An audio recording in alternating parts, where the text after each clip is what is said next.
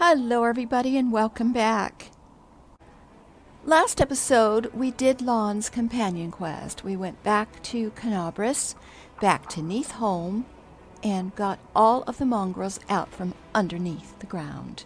They are now here, living in Dresden. Today's episode we are going to go after the dragon and we are going to kill her. That means that we will be picking up Greybor again and heading on out as soon as we complete our Crusade business.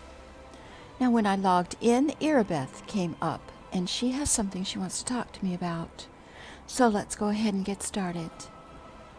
Commander, forgive me for bothering you with a personal matter, but I just wanted to say how grateful I am.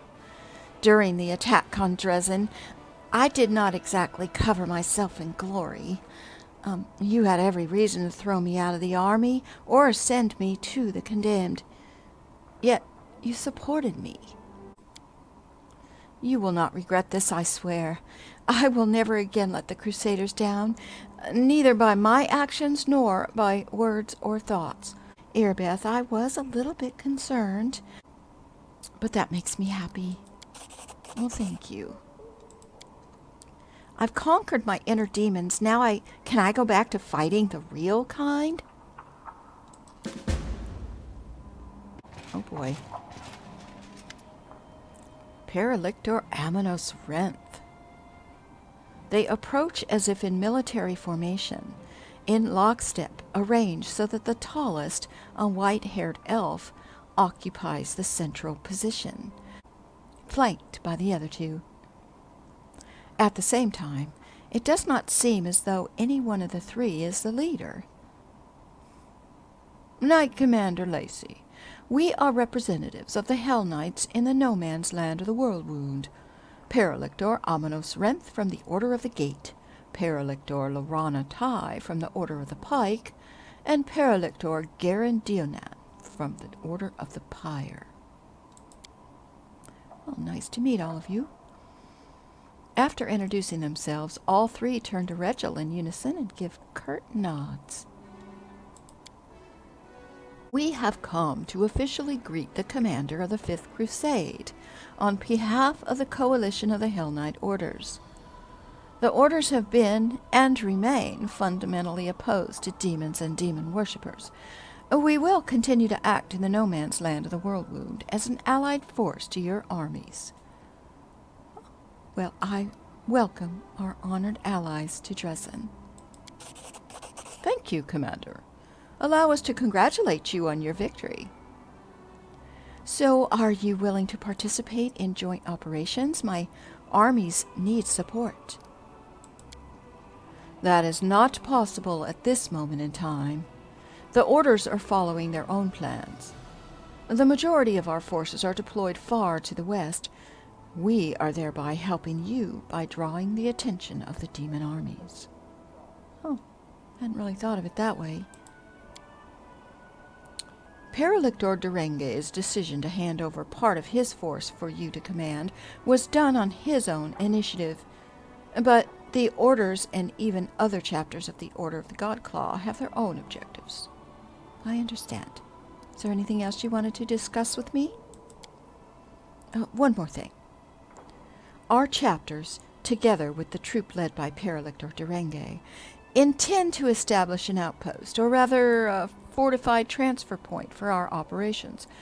We have found suitable ruins from the First Crusade, and we have begun making them fit for habitation.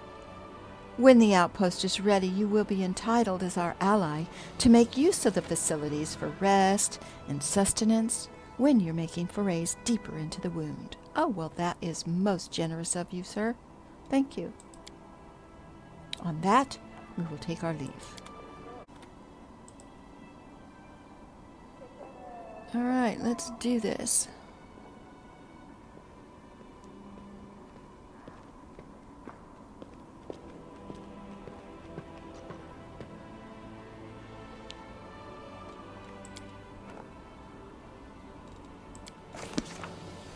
Okay, we are going to drop... Oh, gosh. We're going to drop Sela And we're going to pick up Grey Boar. Because Reggie can tank.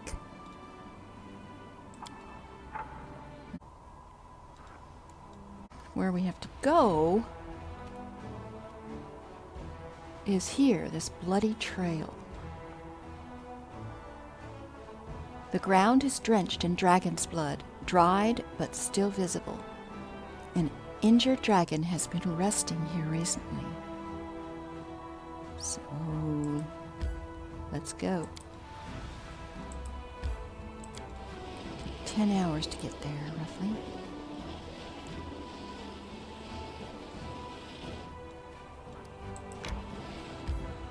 Yes.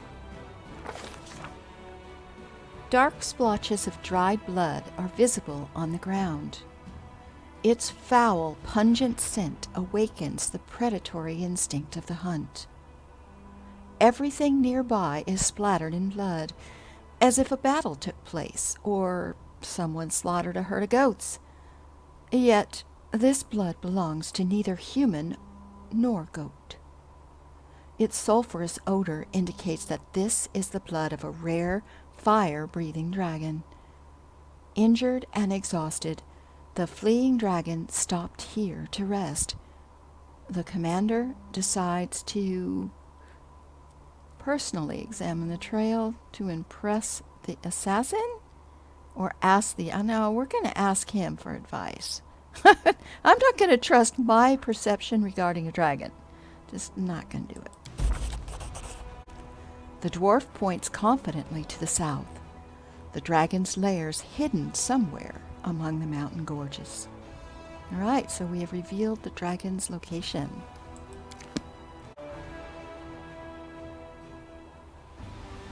The Artisan's Tower here. So let's continue on.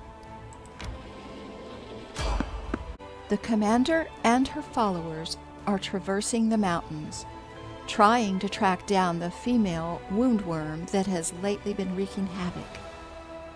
The dwarf leading the party approaches the edge of the cliff, points down to the ruins of a tower built upon the rock 300 feet below. Its very existence raises a number of questions. Who would dare build a tower here, so close to the demons? Why would they erect it here at the bottom of a canyon? An expert analysis of the tower structure provides the answers. Numerous features in its design indicate that the building dates back to the golden age of the Aslanti Empire.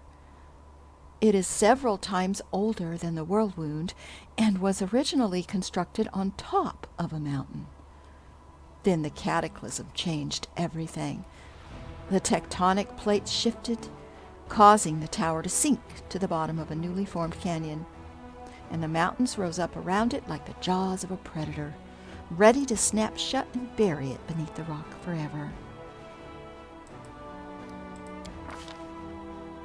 The ancient ruins have been abandoned for ages, barely visible amidst the steep cliffs. The tower would have remained hidden had the commander's party not discovered it by following the trail of blood. The dwarf signals that it's time to descend. The alpine path leading to the tower soon splits into two directions. On the left is a rocky ledge, dangerously narrow and visibly unstable. On the right is a broad path, covered in overgrown brambles and thickets. There's many poisonous plants in these mountains, some of which are dangerous, that merely touching them can lead to numerous reactions. These include, but are not limited to, migraines, disorientation, vomiting, hearing, vision loss, paralysis, and even death. So I need to think about which path to take. You know what? We're going to go the dangerous, steep path because, yeah, I have a feeling this is a hint of what might happen to us if we go the other way. And let's do this. The commander decides to take the path to the left, which descends steeply down at a dangerous angle. The loose stones along the ledge are treacherous and unstable, and one wrong step could cause a rock slide. This is a task for either a person of outstanding acrobatic talent or someone attentive and cautious. Okay. Let's go with agility, which would be Lon. Yeah. He's got 18. My highest knowledge world is only 7, so we don't have a choice there. So let's try it. Succeeded! Nice! Predictably, the path that's been chosen is full of dangers. Lon makes a dangerous leap, dislodging the stones beneath his feet. He comes dangerously close to falling, teetering precariously before managing to regain his balance. Having witnessed such a near tragedy, his companions watch their steps more carefully, and the party navigates the remainder of the perilous trail without further incident. The path comes to an abrupt end. A recent rock slides destroyed this section of the trail, leaving behind only a few footholds. The commander's allies hastily tie themselves together with rope, hoping to prevent a fall if anyone loses their footing. The dwarf silently indicates his mountaineering equipment. If they choose to climb down, they'll be able to get back onto the path. Alright, so we can order the strongest of my companions to lead them down, or we can order the most agile. So we gotta go with Lon again. Here we go. Ha! Gotta keep holding my breath. I just never know with Lon. The commander and the companions descend lower and lower, leaping from one ledge to another. Thanks to his combat expertise and presence of mind, Lon does not panic or make a single mistake. He skillfully leads his followers across the terrain, and eventually they reach a secure rock ledge. With a cry of warning, the dwarf points to the sky. Giant birds of prey circle ominously overhead. Their beaks' morphology indicate their carnivorous nature, and their large size suggests they consider those climbing down the cliff to be prospective prey. It's common for them to fling their quarry against the cliffs and then feed on the carcass. With ear-piercing shrieks, they swoop into formation and dive down to attack. Okay, what we're going to do is scare off the birds, I think. Lon, can you scare off the birds, please? Yes. Lon pulls out a knife and runs the blade over the stones. The metal makes a grating sound, and the birds fly away in fright. It's the same sound that their sworn enemies, mountain cats, make. The party overcomes every obstacle and finally descends to the ruined tower. The mountain has been conquered, and no one has fallen victim to its treachery. Now they secretly approach the unsuspecting dragon, stealthily making their way through the surrounding rocks. After leading them to the tower, the dwarf gives his newfound allies a nod of respect and signals for caution. We are going to buff up before we go in here, so let's do that real quick. Mage armor. We're going to also use mage armor for the canyons. Oh, we've already got. Okay. Onward, brave adventurers. Oh. Oh my God. Who's that? We crept up on the toothy old lizard without her noticing us. It's a pleasure to work with real professionals. Let's get a little closer so we can attack when she least expects it. I know you're in league with those little parasites who wounded me. They sent you to spy on me. They thought I wouldn't crave the crunch of your old bones. They wrong. I always had a special liking for the taste of elven flesh, but I do love to play with my food. What can you offer me in exchange for your pathetic life? Perhaps I won't kill you if you manage to impress me. Stories are all I have. but some of them are priceless, more valuable than any treasure. This I can offer you. Oh, goodness.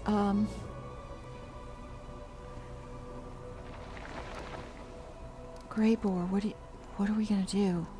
We have to rescue the storyteller. This old man is distracting the monster. We can use that to our advantage. He's one tough old fellow. Anyone else would have been shitting bricks by now. Maybe it's because he's blind. He can't see the intimidating size of her teeth. All right, so let's stay quiet. I have a peculiar item on me. Its previous owner was quite sinister, so I think you'll appreciate this story. The storyteller produces a small bundle from his bag, opens it to reveal a golden signet ring. As he holds it up in his shaking hands, the old man's voice suddenly changes. His tone grows shrill and angry, taking on an exaggerated quality as if doing a mocking imitation of someone else. Everything in this throne room is so cheap and vulgar. Jamandi Aldori knows nothing about luxury. Another sorry provincial excuse for an aristocrat. And yet I must still bow my head and smile politely at these sword-wagging half-wits. These poor souls have never known anything more luxurious in their life than this rural parody of a palace. I must convince them that I am at their mercy. Soon they will all beg me for mercy, but I will see that they're given none, or my name isn't Sarduccio. And look at these foolish idiots who want to become a baron. What a parade of louts! An insolent, unwashed wench carrying around a dull gardening tool as her weapon. An undead sadist carrying an endless amount of emotional baggage. She's actually all right, to be fair, but as for the infuriating halfling who never shuts up. Oh, how I long to take that little journal and shove it into her blabbering mouth. Oh, the old elf is out of breath, and his diminishing voice becomes harder to discern. All right, let's wait for the right moment. This night will be long and bloody. The mercenaries will storm the palace and kill this useless rabble, hopefully starting with all my rivals. But they won't touch me, for I possess a token of immunity, a ring with King Aravetti's personal coat of arms. After all, it is I who must lead the expedition into the stolen lands. How interesting. So, what happens next? Greybor tenses, ready to spring. He wastes no words. She's thinking. She's distracted. Now! Attack! With a deadly silence, far more frightening than any battle cry, the dwarf drives his weapon deep into the dragon's side, just beneath the dragon's wing, where her scale hide is the weakest. The dragon lets out a deafening roar of pain. Through clenched teeth, Greybor gives a low chuckle. Sweet dreams. Oh, here we go.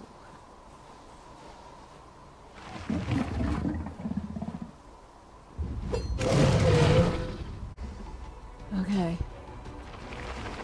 All right, Lon. Let's get her down.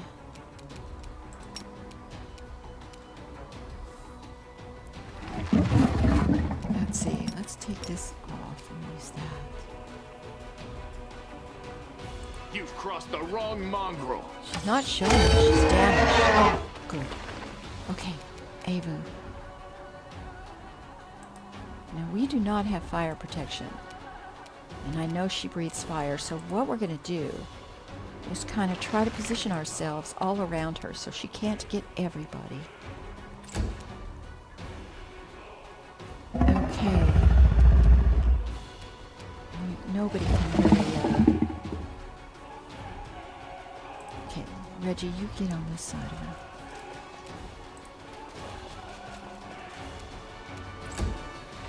Alright, buddy, you can attack.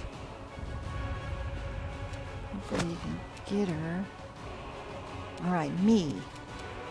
Alright, I am going to move here. What can we do, though, that's going to hurt her? Got protection from fire. We're going to have to do that.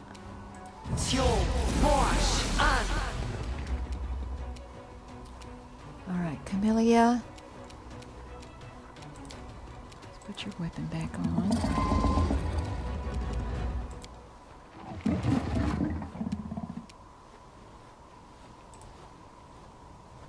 I'm sure that the dragon is going to turn around and get us, but simply business. Do the best we can.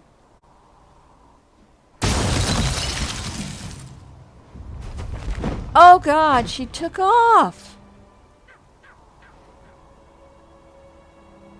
Well,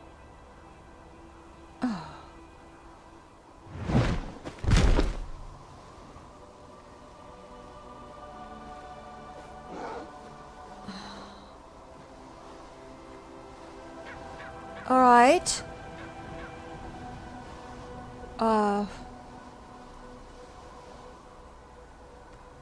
Where's this dragon at? We need to get her.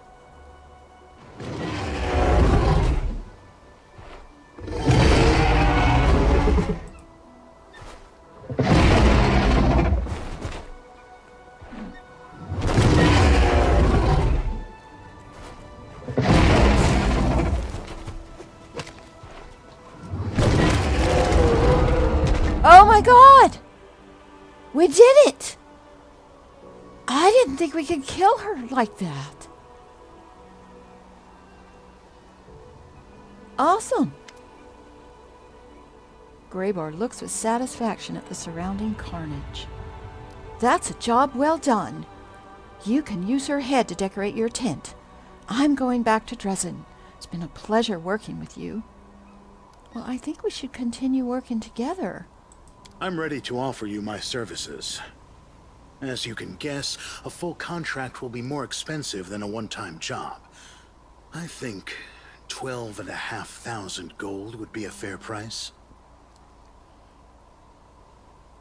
Oh my God. You're kidding me. I'm not gonna double it. No, we'll pay it. We'll pay it. From now on, you no longer need to worry about someone making an attempt on your life. If anyone tries, I'll send them straight to their grave. Awesome. Okay, good, because I didn't want to lose him. All right, we need to come up here and see if we can loot this dragon and all that. So everybody up. Oh, I need to save. Just in case something happens. I'm gonna hard save.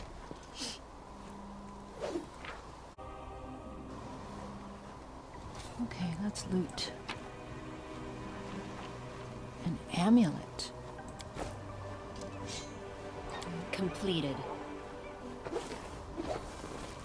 Although this magic trap is old and dysfunctional, it would once have irreversibly blinded any thief who gazed upon it. Interesting. Anything else here we can loot?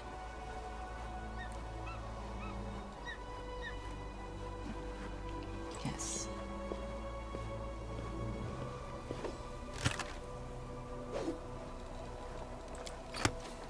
And what is this? This inscription once contained a spell of warning. When an intruder appeared, it would let out a chilling howl to raise the alarm.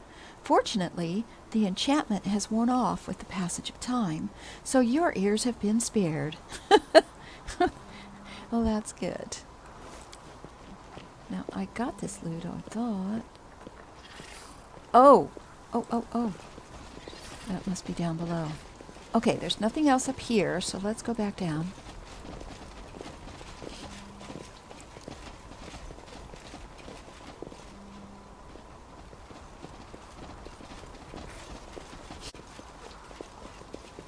Okay, so there's the storyteller. Let me talk. Let's talk to him.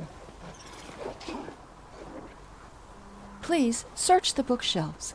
Bring me anything written in ancient elven runes. Okay. Well, we know there's something over here. So let's go over this way.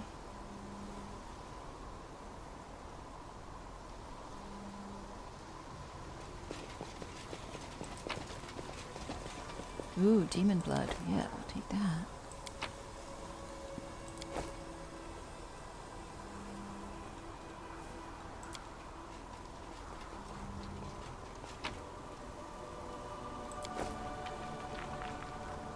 Okay, there's no books.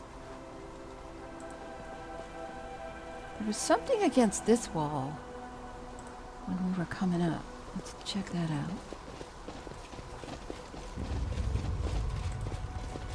Here. No book.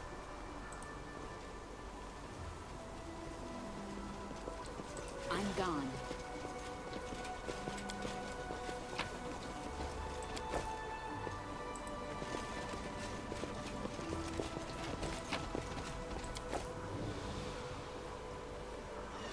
Now let's check over here. What is this? Within the pedestal, a faint purple glow emanates from a crystal-shaped hole. Its edges are chipped and cracked, suggesting that whatever it contained has been forcibly removed. Interesting. Okay, let's loot this bookcase. See if we can find something for the storyteller. There we go. Elven notes.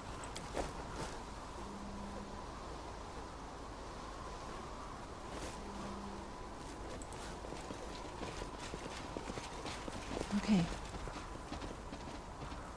Let's see if we can give him these notes.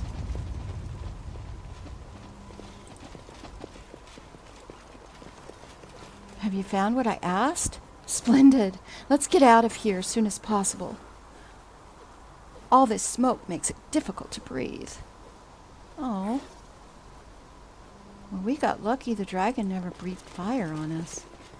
Maybe we intimidated her because we surprised her. I don't know. That was pretty awesome. So we're done here, I'm guessing.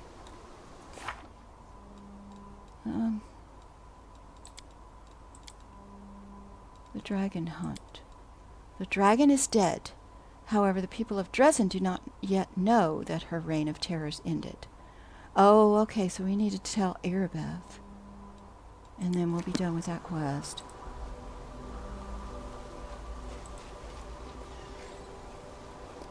Well, that was a hell of a lot easier, but you know why? It's because we succeeded in all of our roles.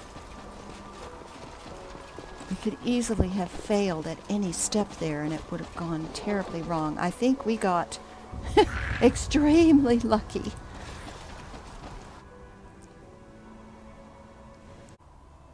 All right, let's see if we can go back to Dresden. Here we go. We're going to go to the Citadel. Hopefully Erebeth will be there.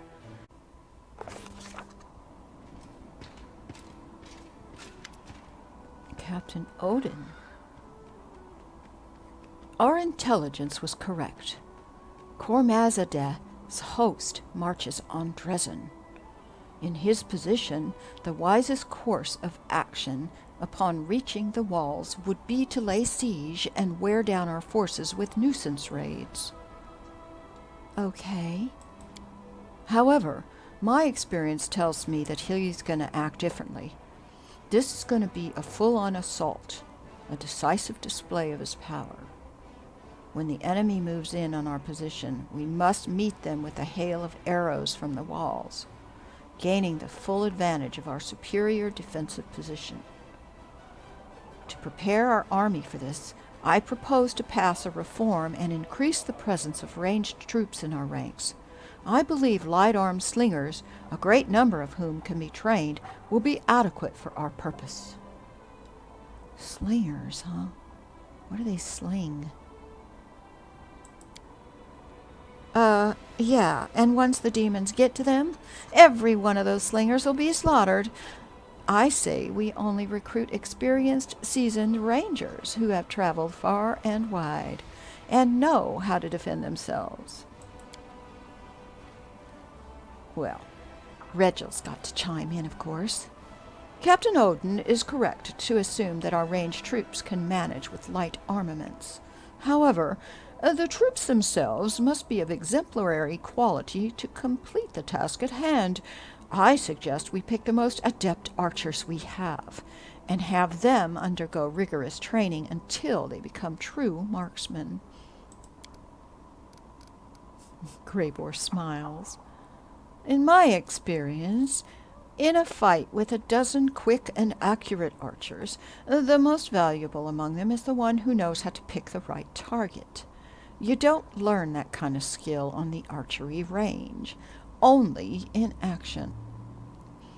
Call some headhunters, hard-boiled cutthroats who live by their ability to put an arrow in the eye of a moving target.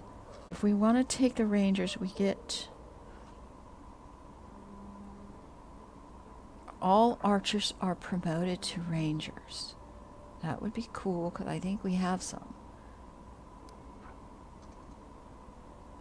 All archers are promoted to marksmen.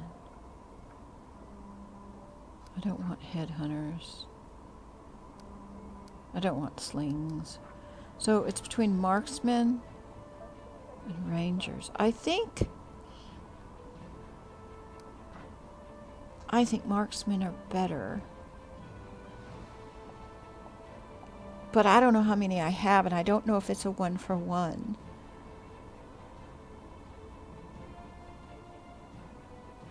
Let's go with the rangers.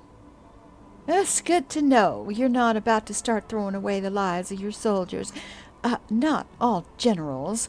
She pauses and glares at Captain Odin. Treat their soldiers in the same way. Well, I hope these measures will be enough to repel the onslaught, and if not, those who come to take our place will learn from our mistakes and fare better. His ego is damaged. Okay, we have to talk to Irbeth. Let's see if we can let her know about the dragon. Aha, we can. I've taken care of the dragon that was attacking our patrols, Irbeth. I need you to inform everyone. Oh, nice. That's one less problem to contend with. Now we can take the extra lookouts off dragon duty and reassign them to more useful tasks. Excellent work, Commander. Okay. Nice. All right, everybody. Well, we're going to leave this episode here. Thank you for joining me today, and please give a like and subscribe. Hope to see you next time. Bye-bye now.